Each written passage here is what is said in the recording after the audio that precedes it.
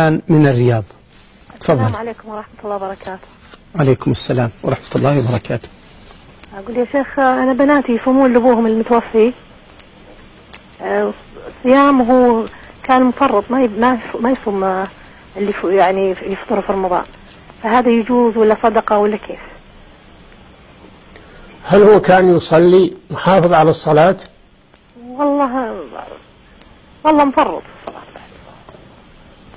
يعني يضيع بعض الصلوات؟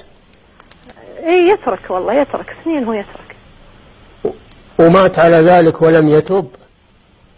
والله هلا يعني يصلي هو أحيانا في البيت، أحيانا جمعة، أحيانا.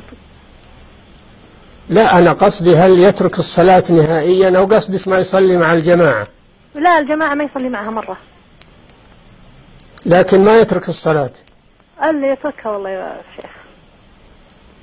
متعمدا؟ كسلا يعني، تكسل.